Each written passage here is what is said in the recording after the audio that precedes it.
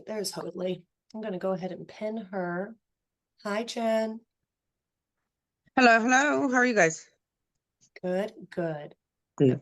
It's together. Woo, my video works. I Yay. almost did a space one today too. I did. But you know what I want to do? You want to go to Hawaii? I want to go to Hawaii. So I want to go to Hawaii. yeah, I figured I'd do it this way. Okay, hi everyone. My name is Jessica Johnston. I am one of the directors. I'm the co-founder here with Jen of the Pacific Birth Institute. I'm happy to be here with you. Go ahead, Jen. Hey guys, I'm Jen. I am the director of curriculum. So a lot of the stuff that you see and read came from me. Yeah, totally. So today we'll do a quick introduction. We're going to do how to call 911 using SBAR formatting when you're reporting your call. We'll go into a little bit of the history of it. We'll go into the purpose of it. We'll do a couple of case scenarios. Jen and I have a working document with some case scenarios on it that we have available. So we'll do some of that so you guys can practice. We'll share screen our SBAR transfer form. So we do have a transport form on our website available if you want to check that out, and just go to the website. It'll be right there. We use that, our birth assistants use it, and student midwives. We keep it in our birth kits, and we use it and we fill it out before births just in case we need them. So it really helps with handoff. So that will be available. We're going to use that today. We'll show you guys all of that and how to use it. And then what else, Jen? Just what it helps us achieve and the data to include. Really, when you're SBAR reporting, you got to be as concise, but as thorough as possible. So we're going to play with that. Okay, the chat is going to be going the whole time. We're going to stop periodically and we're going to check the chat. Jen will add some stuff there. I'll add some stuff there. But do drop your questions as you have them. And because we'll see how big the group gets, but because it's not too big, if you do want to voice your question, raise your hand, your little Zoom hand, which you can access by going to the participant screen. Okay, so raise your little Zoom hand and we'll call on you when we have a moment and we'll get your question answered. Okay. If you haven't already, subscribe to our newsletter on the website. We send out the links every week and the replays so you can have instant access, and they're also on YouTube. All right, Jen. So let's start it off. Okay, if you have never heard of SBAR reporting, the funny thing about SBAR reporting is it has an interesting history. It's a military thing. It originally started in the military. It did not start in medical. But the medical Joint Commission saw how effective it was in conveying information that they started to adopt it. And the Joint Commissions did choose to use it as a standardized formatting for EMS reporting and care transfer in these higher level situations. So just so you know, it is not originally medical. It is originally military.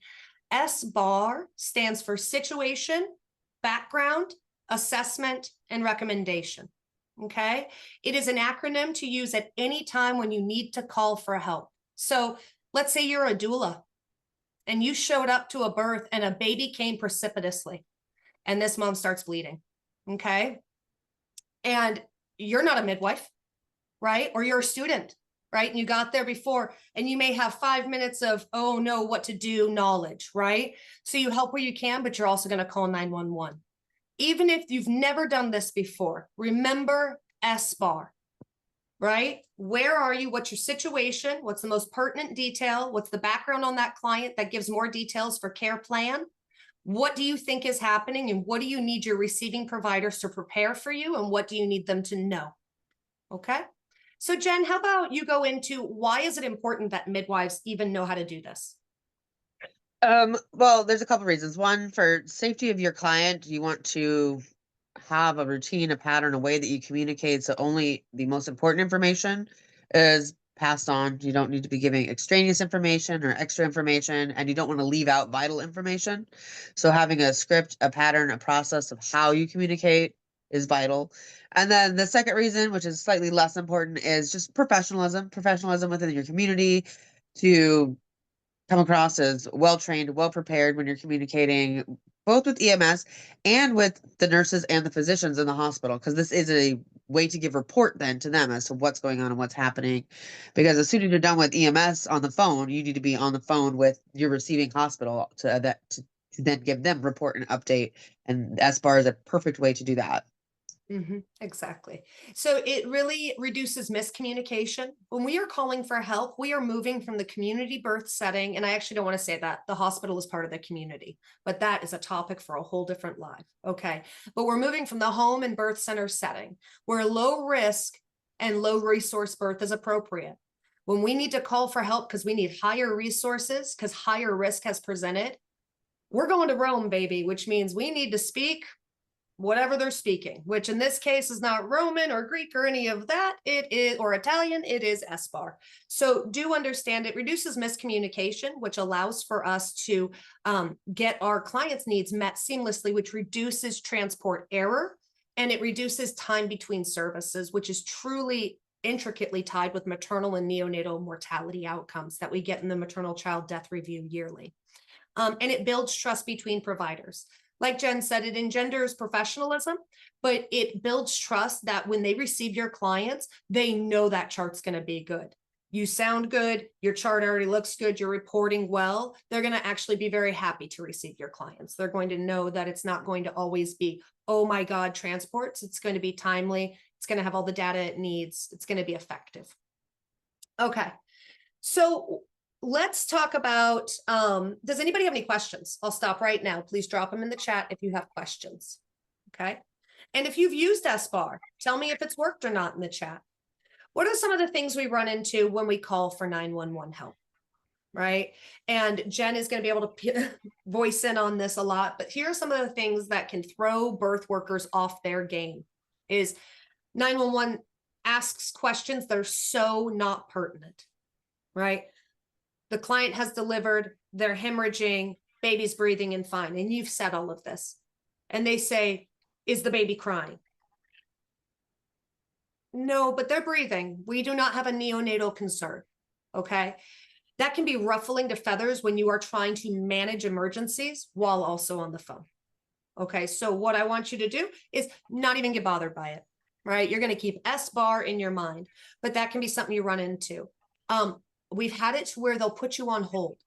Stay on hold. Do not hang up. Okay. As a student midwife, I was put on hold once and I hung up. And of course, 911 called back immediately. But I also was in the middle of a shoulder dystocia with 2 primary midwives, and I did not want to be not helping. And so 911 did show up and they did call back. But they will put you on hold often if they need to transfer you between emergency, medical, or other services if they have a routing board like that. So stay on the line, okay? All right, Jen, what do you want to add? Are you still here? I am here. Sorry, I switched to my computer and off my phone, and now I don't know how to put my fancy background back on. Yeah, I love it. And especially in under-resourced communities, and I don't necessarily mean by like socioeconomically, but like here, if you call 911, you're gonna get put on hold. That's just how it is. Like they don't have enough people working in dispatch to answer all the calls, and so just wait it out. And they will often immediately ask if you need medical, police, or fire. So just be prepared for that, and then they're gonna reroute your call again. And so just be patient. Yeah, never hang up on 911. Mm-hmm. Okay.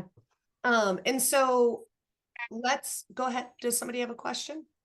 I'll open it up for questions real quick because otherwise I'm going to share screen the SBAR form and get that pulled up real quick if you give me a second. So once we have that, we'll show you, we can walk through the S, the B, the A, and the R. SBAR is used by EMS and receiving providers of all types. That does not mean that the information conveyed for a heart attack on an elderly patient is the same as the information conveyed on a newborn with respiratory distress.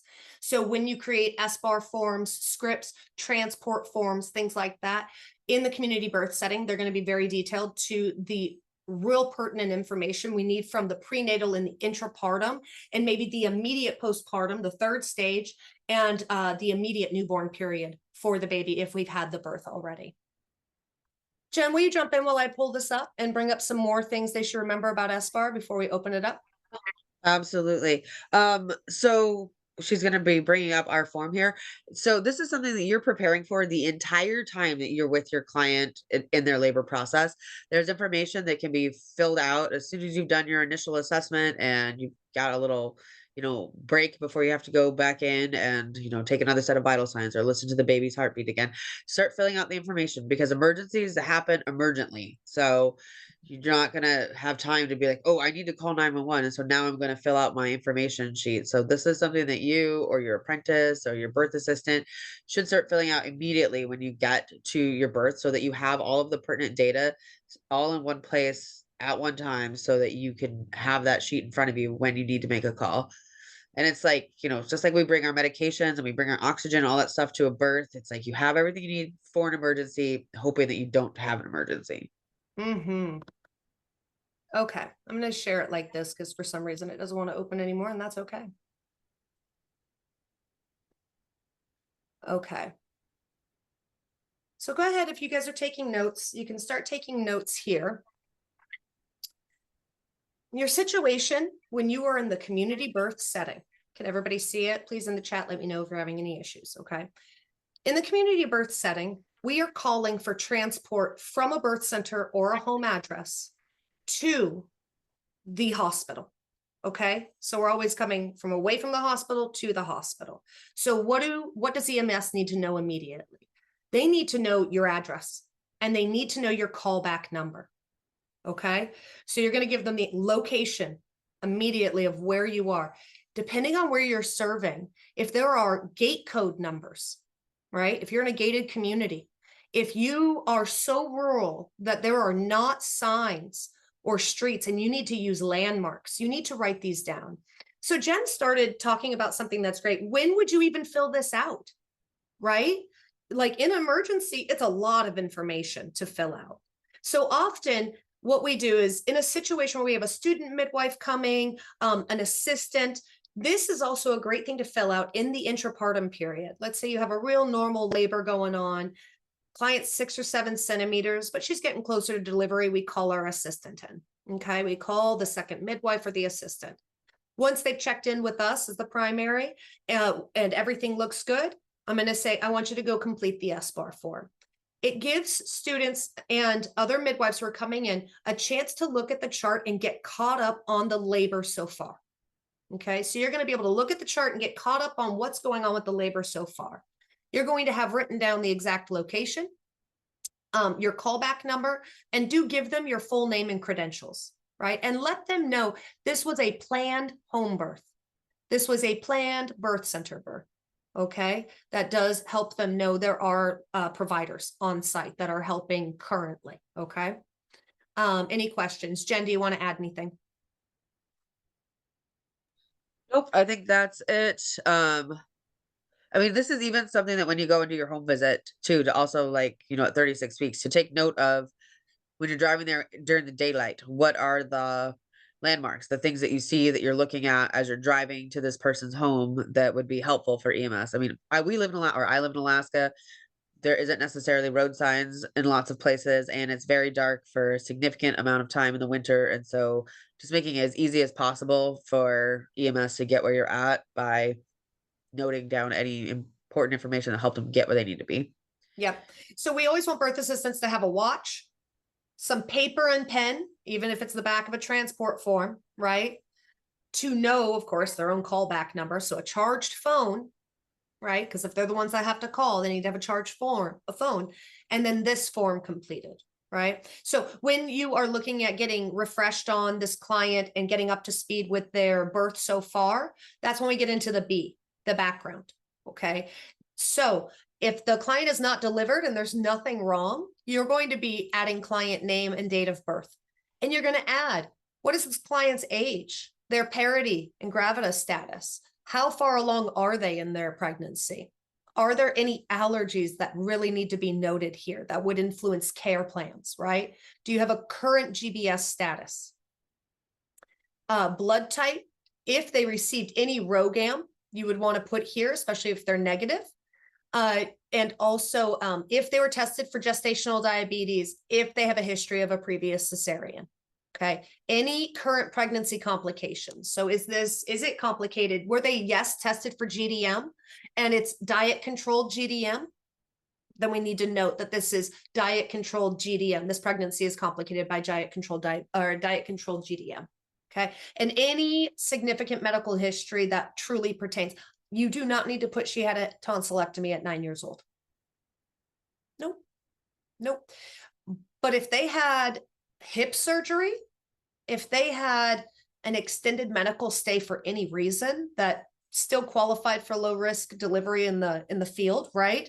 And that's why they've been your client, right? But it does impact care decisions, you would put it here. The maternal fetals and vitals, newborn exam, all of these kinds of data points, at the time, if you need to make a call, you're going to use the most recent data set. So you're going to use the most recent set of maternal vitals, whatever they are, right? If the delivery has not happened, right, and you're transferring in the intrapartum phase, you're going to have this box, maternal fetal vitals. That's your relevant data for your B when you call. Okay. If the baby is born, most relevant and recent maternal and recent newborn vitals will be what is reported on here at the time of transport. Okay. So this is right before you put those, your client and baby into the EMS bus. This last set of vitals is going on here that you take for them. You can, before the delivery, start to fill out some of the labor history. So early labor onset, when did the client feel like their labor started? When did their active labor start? Okay, this can be 6 centimeters, some determine it at 4. It's often determined at 6 centimeters. It's also often determined in the community birth setting when we need to come, when we get a call and they need our help. Okay, also typically 6, 7, 8 centimeters. If their water's broken or not. All of these are the exact dates and times. Why do we need these date lines like this? Because birth doesn't really care about time, does it? Yeah, say, because you could go into labor on the 2nd and have your baby on the 4th. Yep, exactly. All of this time reporting and all time reporting and SBAR reporting in your chart and when you call needs to be in 24-hour time, especially in labor reporting because it can be longer than a 24-hour event. Okay. All right.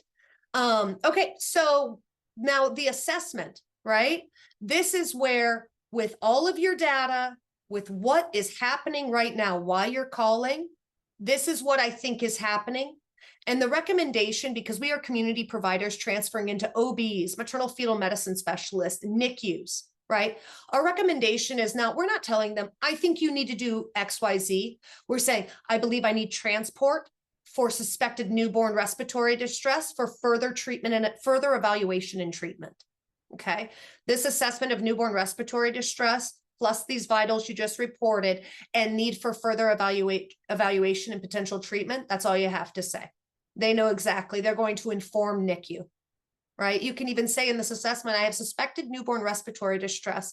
I would like it if you'd please alert NICU team that we have a newborn coming in. You can ask that of the EMS as well. What else, Jen? Ooh, if you have a client that has been bleeding too much, if you need a stretcher because they are not going to be able to walk well, if you are going to need any of that type of physical accommodation, ask for it then.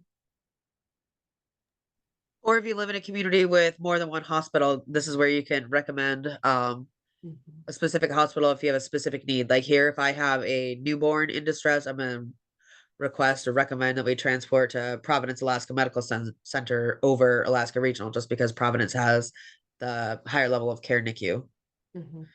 Yeah, totally. And I mean, if these are the questions you get to talk about prenatally too with your client. Hey, in the event of transfer, do you have a preferred hospital? Right? In some communities, you get what you get. But if they do have an insurance preferred or anything like that, right, we would like to know that. It would be in the chart and we would call and ask for that as well. When all of this is done, so you've called, you've done your SBAR, and they say, okay, stay on the line. We have someone coming to you. We're going to say as midwives or students, okay, that's great. I'm going to put you on speaker and set you down so I can help assist until you arrive. But speak loud, we can hear you and you'll be able to hear us. So ask questions if you need. And you set it down and now you have EMS on the way. And you're taking care of the client, taking care of the baby and or both, right? And they're letting you know any updates. Otherwise, it's just an open line. Okay, it is recorded. I just need everybody to remember that. Okay, right? When you are done, and EMS, and so now you've called 911, right? And EMS has come and they've picked up your clients, and you have filled out all the most recent vitals on your transfer form. Your student, yourself, you're going to go to the hospital with it, or you might be handing it off to EMS, depending on what's going on in your state, to hand over. This form needs to get to the receiving provider. Okay, so often we like our students to go with, or ourselves to go with, and hand this form off completely. Okay, but in between when EMS comes and when we meet the receiving provider, Jen, let's talk about, go ahead and outline what needs to be done. So, okay, they're out. The bus is gone. We're getting in a car. What are we doing next? So we are then calling the receiving hospital and to their labor and delivery department. Generally it'll be a tech, a ward clerk, a huck answering the phone. Again, tell them who you are, tell them what's happening, bringing you a client via EMS that they probably have already been contacted by EMS, but not always. Like in the hospital I worked at, it was a really small community hospital in a more rural part of Alaska. The EMS communication only went to the emergency room. So labor and delivery wouldn't always, so EMS would communicate to the ER, and then the ER would communicate to L&D. So you call down there, so you give the ward clerk information. They just need your patient's name, a date of birth, and that you're coming in, and then you need to talk to the charge nurse. And then the charge nurse is who you're going to give your SBAR information to. Um, and then Well, let's stop right there. Let's stop right there. You know what that sounds like? It sounds like bring OB triage, or bring, right? Labor and delivery, right? And go ahead, Jen. I'm labor and delivery. What are you going to say? Jennifer Hoadley from the nesting place. I have a patient in labor who has excessive blood loss. I think she may have had an abruption. We are coming in by ambulance. Okay, great. Yeah. And then you give the patient's name and date of birth. Can I talk to your charge nurse? And then when you get to the charge nurse, it's more in depth, Sarah Wilson, date of birth, 10/8/94 is however old that makes her. It's her second baby. She's been in labor since midnight. She complained of increased pain about 30 minutes ago, and she just had a big gush of blood, but her water's not broke. Called 911. They are on their way. Baby's heart rate was 130 between contractions, but dropping down to 90 with contractions. I think she's abrupting. I'm following in the car. I'll be there probably 5 minutes behind the ambulance. Yeah. Any questions? And they'll let you know. And one big thing is when you get from the phone relay to the charge nurse, you say who you are. Hi, my name's Jessica Johnston. I have a community birth transfer coming in, suspected abruption. They are on their way by EMS. Are you ready for report? Are you available for report? You can ask them, right? I have an SBAR or report available. Can you take it? Because you don't want to just jump in like, hi, I'm Jessica. Okay, so it's got a G2P1 at 38 weeks and 3 days, potential abruption. No, like you don't want to jump right in. You need to meet them where they're at. They're used to working fast and they're used to hearing things fast. But right, hi, this is who I am. This is what's happening. They're already on their way. I have more information if you're ready to take report. And they'll say, okay, go ahead. Sarah Wilson, 28-year-old, G2P1 at 38 weeks, 3 days. Right? No spontaneous labor. She called reporting a huge gush of blood, right? EMS, I called EMS to come pick her up. I'm on my way, right? Was able to hear baby, whatever you want to say, right? And however it goes, and you give this report. And EMS is on their way. Any questions you have for me? Okay, my callback number, if you haven't given it to her yet, my callback number is this. I'll be there 15 minutes, 20 minutes, right? You give them when you're going to get there. Now you're there. Yep. Right. So we called him. So EMS is already on its way. We've called him Tala. We've called him. We've talked to the nurses and we've said, hey, we're on our way. Now what happens? Okay, I'll do it. I was like, I'm asking Jen, but I didn't ask Jen.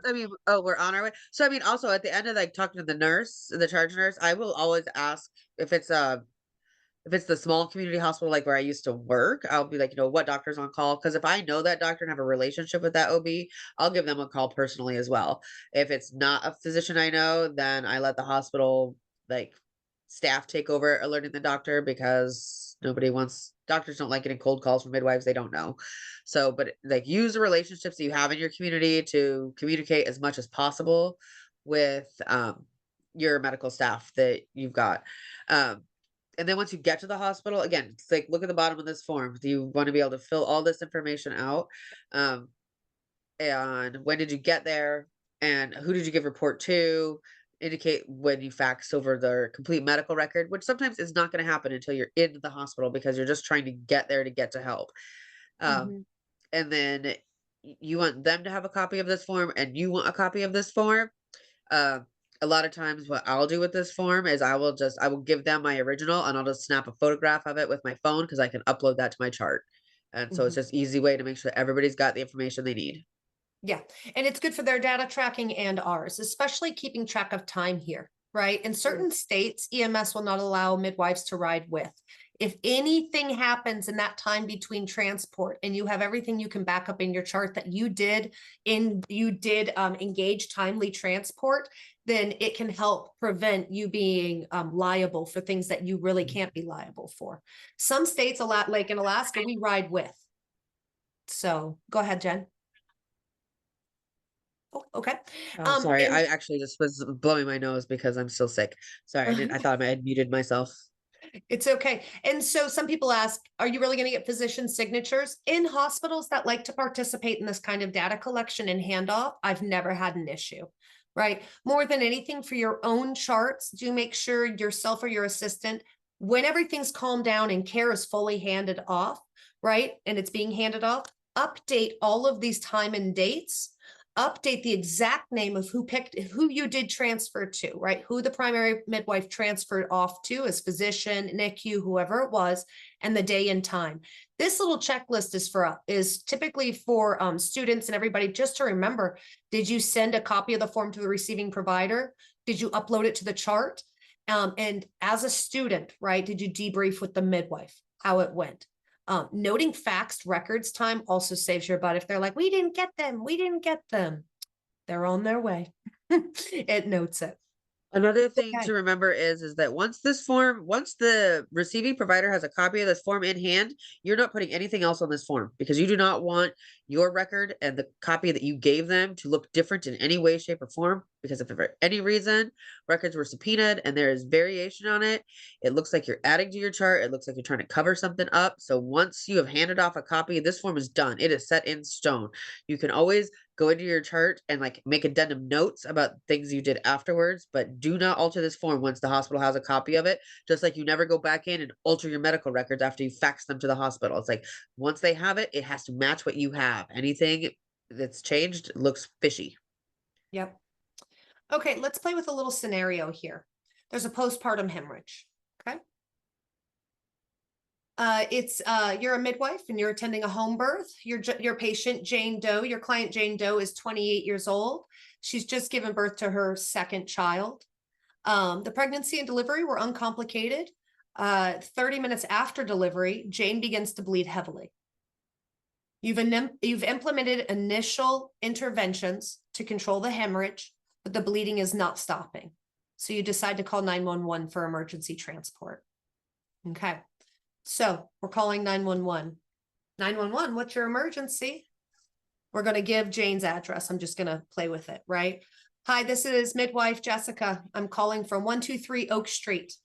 Right? I have a 28-year-old patient, Jane Doe, who has given birth 30 minutes ago and is experiencing a postpartum hemorrhage. She has lost approximately 1,000 milliliters of blood, and her vitals are right now blood pressure 90/60, pulse 120, respirations 22.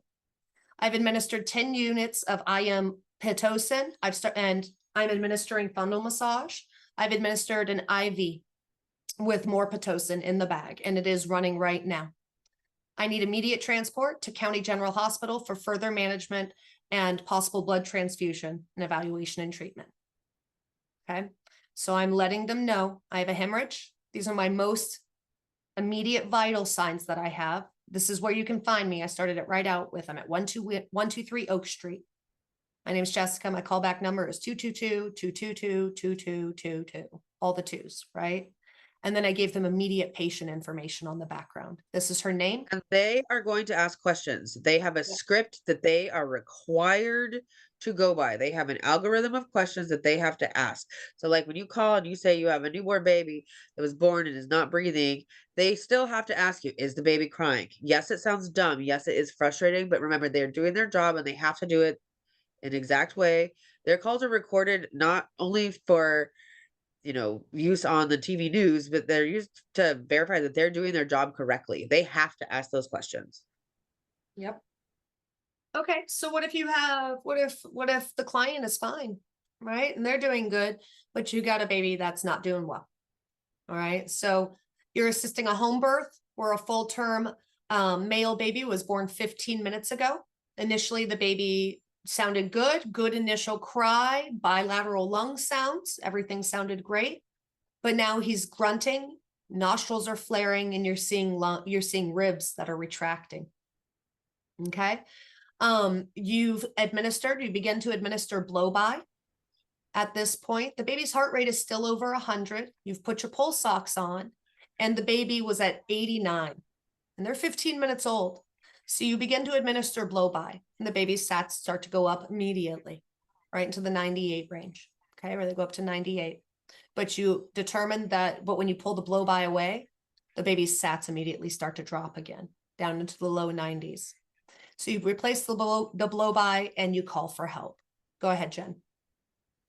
So that'd be, 911, what's your emergency? And be like, this is Jennifer, midwife from the nesting place. I'm at the birth center at 342 South Alaska Street.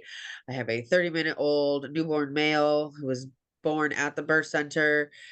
Initially seemed to transition well, however, has started showing signs of respiratory distress, decreased oxygenation, 89% on room air, does get above 90 with blow by oxygen. Respiratory rate is 74 with grunting, flaring, and retracting.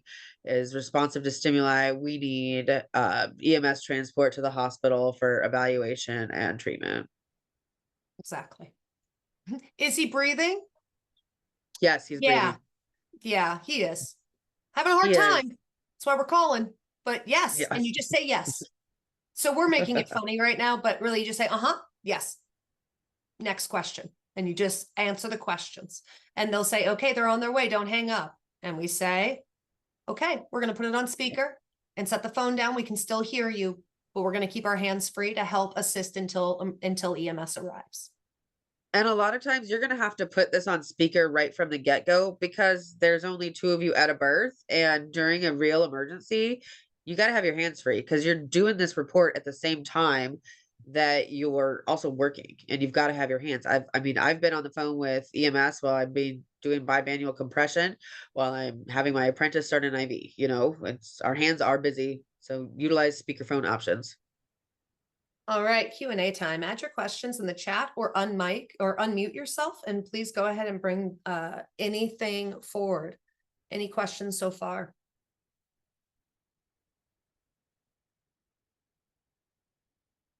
Okay. This is the fun part. We're here. We can answer anything you want. We're so grateful to have Zoom with everybody.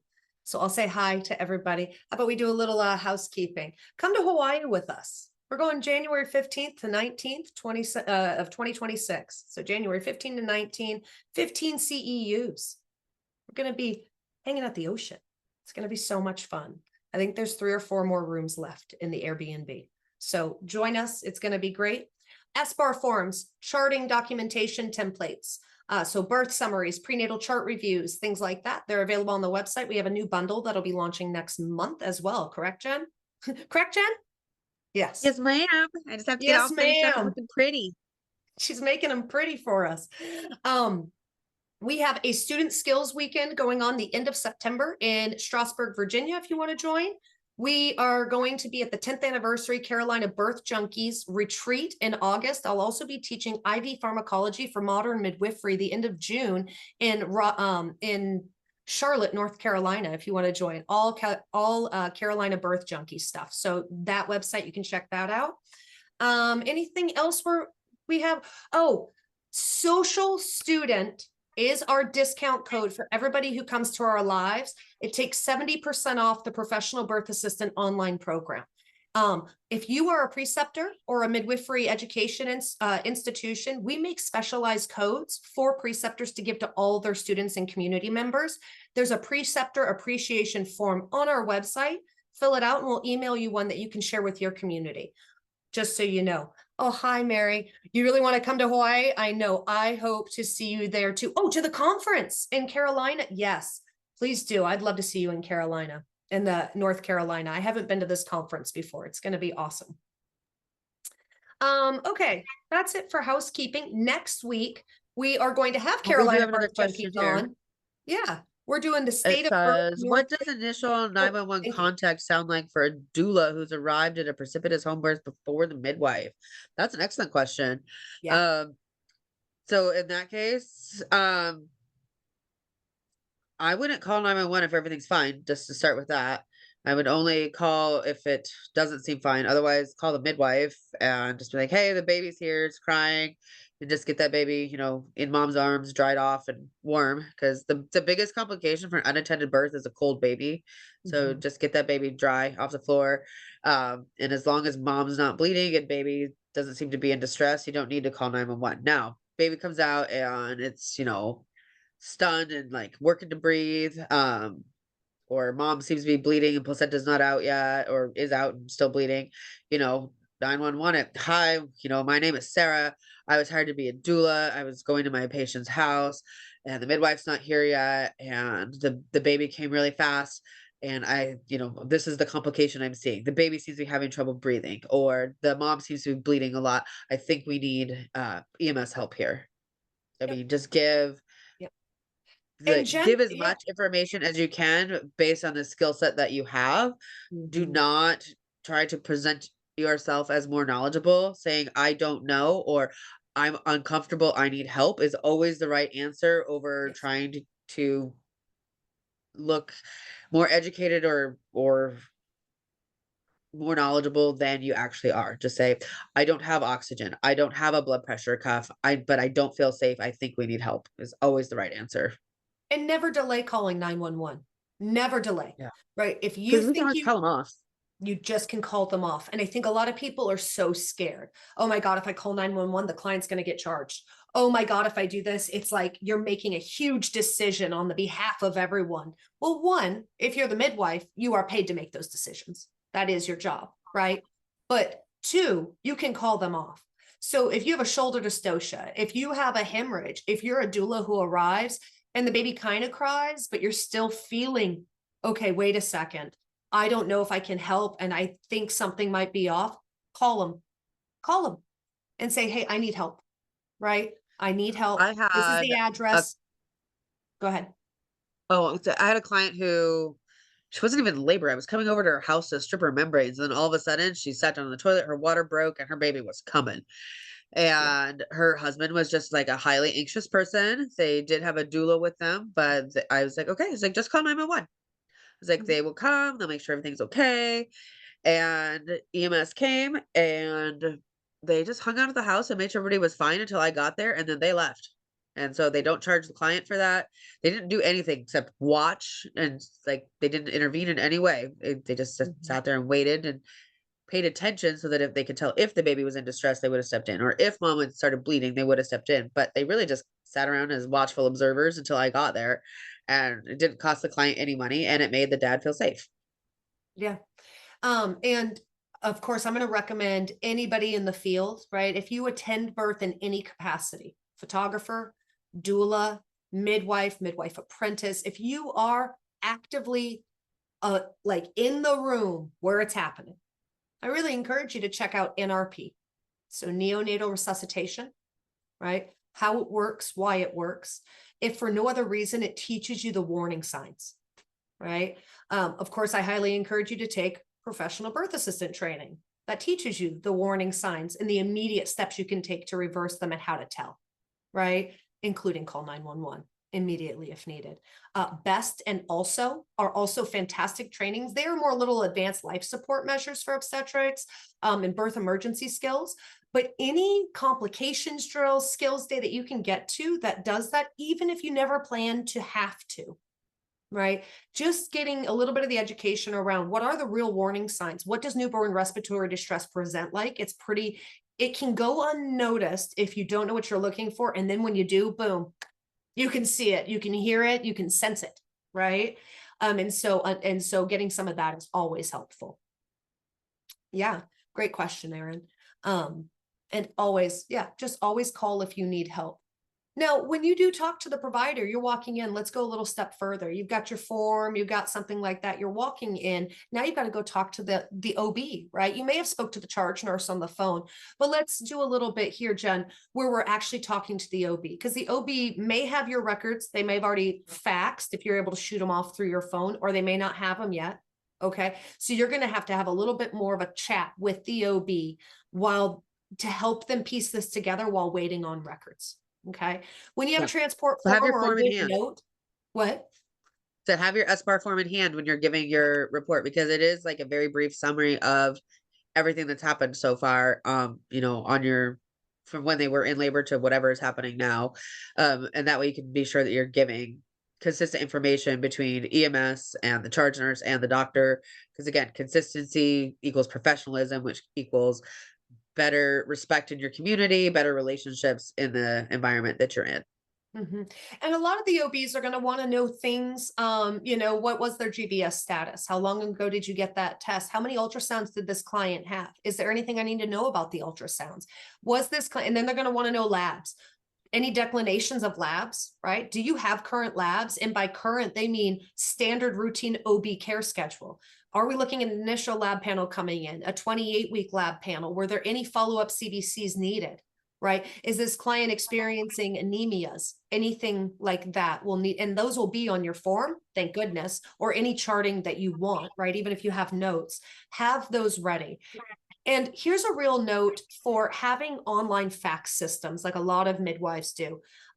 Just send your labs, your ultrasounds, and your immediate intrapartum flow, any of the most recent notes, but your labs and ultrasounds are some of your most important documents to get in, because they need those to back up blood type, even though they're probably going to cross and match, but also anything they can read off those ultrasound notes for delivery that they want to know. Anything else, Jen, besides labs, ultrasounds? Is it just, do you send all prenatal flow, or what do you send You need to send out prenatal flow because they need it for the birth certificate worksheet. Plus they will want to know if they've been consistent with care. A lot of hospitals have a standard. If you've had, less than 8 prenatal visits, it's considered, poor prenatal care. And so they do generally not discharge those families within 24 hours. They make them stick around a little bit longer, just because that is a red flag for potential substance abuse issues or poor family dynamics. So yeah, I sent over sure, everything. they'll keep closing hospitals down everywhere, and we'll just call it a drug addiction issue. But anyways, we digress. Yeah. Don't send your labor record if it's not done.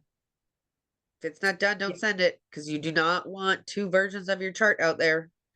So and send so everything how long do we done legally have? and tell them I have to finish my charting up into, through the transport, and then I will send that part to you.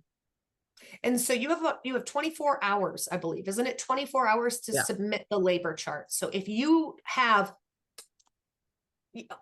were doing a hemorrhage and a resuscitation same time, so you've just got numbers.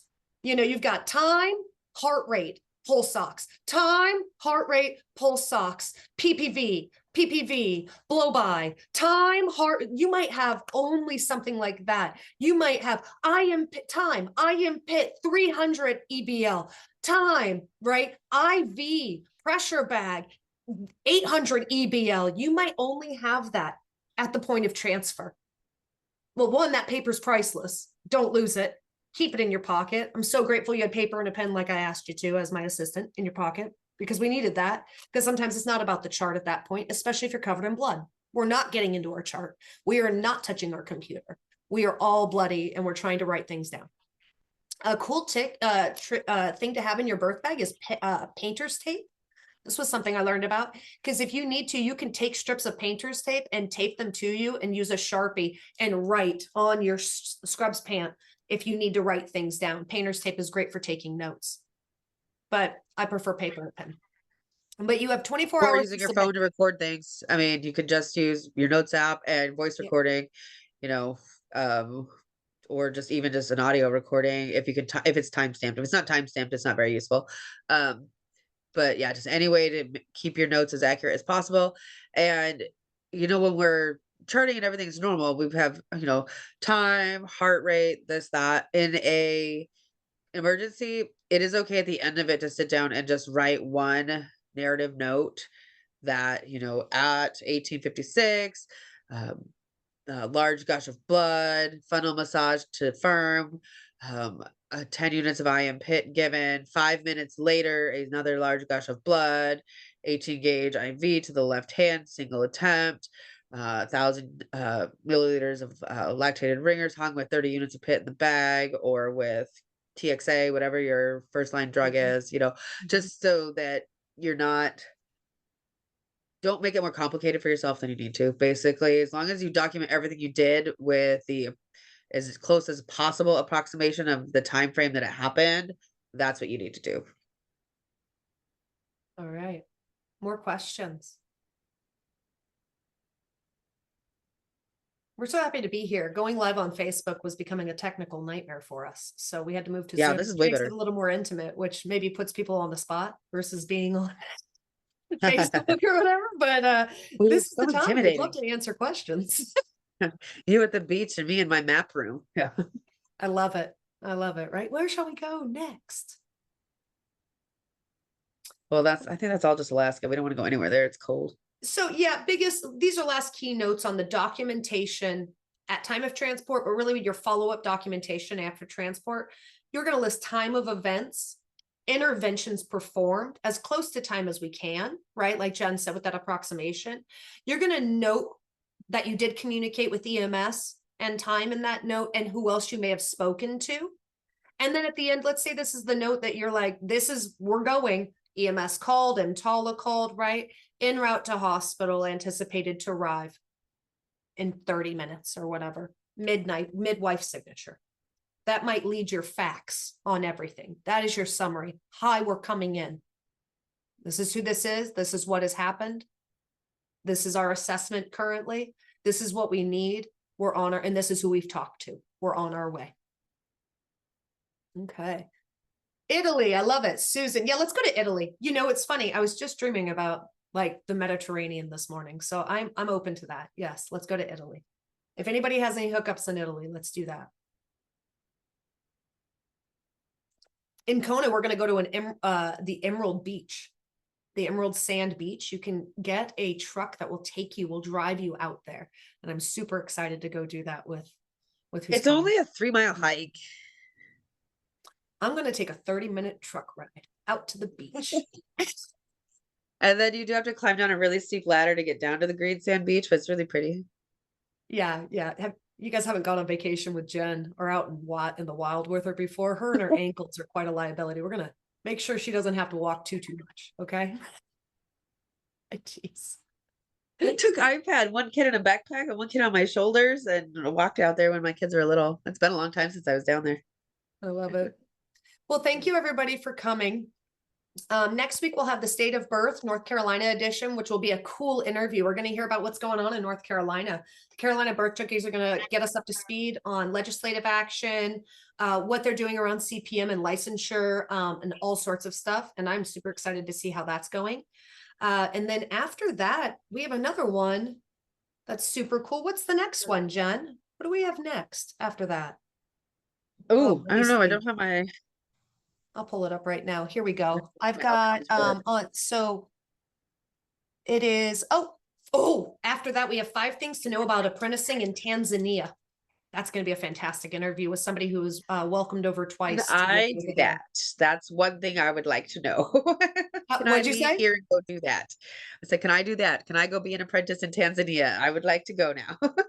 it's gonna be a great interview. She's gonna bring some cool and interesting information for it. So, all right, you can find us pacificbirthinstitute.com, Facebook and Instagram. We're gonna figure out TikTok one of these days. We are on Substack. That's where we're doing our email newsletters. So it is there that you can subscribe for free, and you'll get our emails once a week, and then also with replays that will come later in the week. Yeah.